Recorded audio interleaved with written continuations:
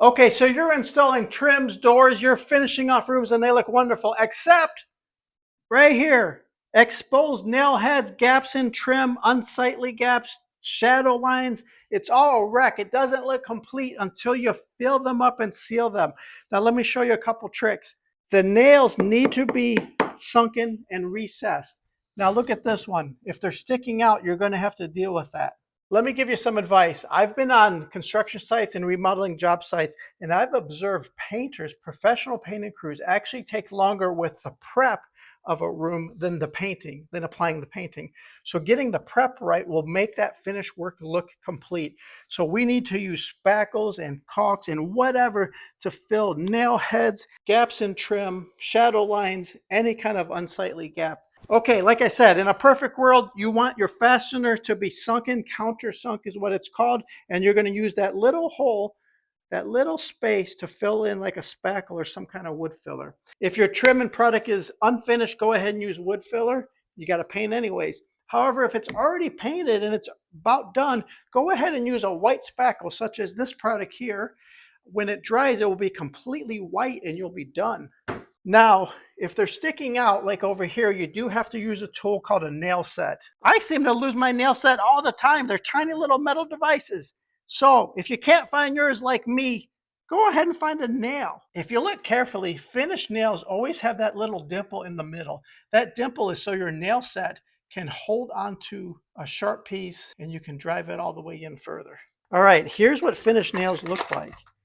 And if you look carefully at the head, there's always a little bit of a dimple there. The manufacturers do it on purpose. So you can take your nail set, or like I said, in cheater in this case, you can take a construction nail and use that to drive it in deeper. All right, next step. We've used this product before on the channel, dry decks. Now this one comes pink when it's wet, but it will dry completely white. So that's pretty cool. You don't need anything fancy.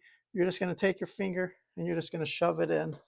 All right, so as long as you leave that residue in there, that's going to dry completely white. We'll show you in a few minutes. Wipe off the excess, and that nail head is completely filled and will dry white.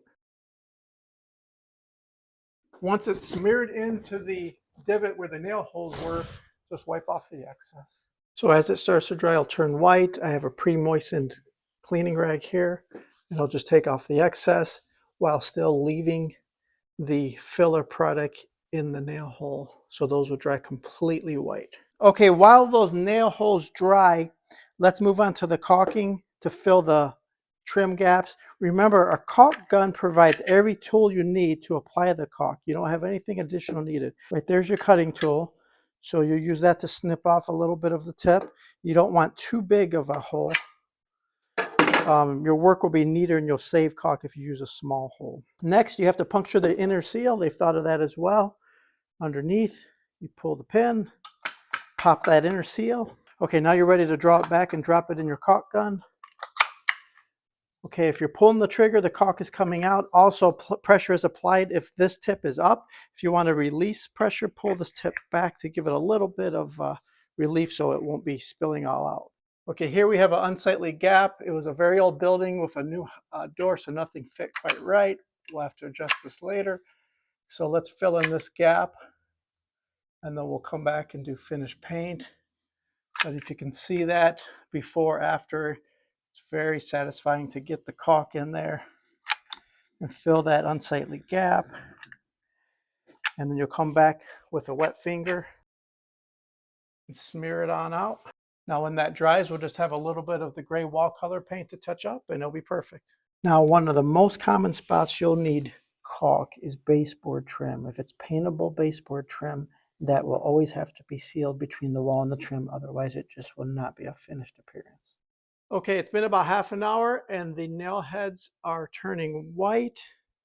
They probably need a little bit longer.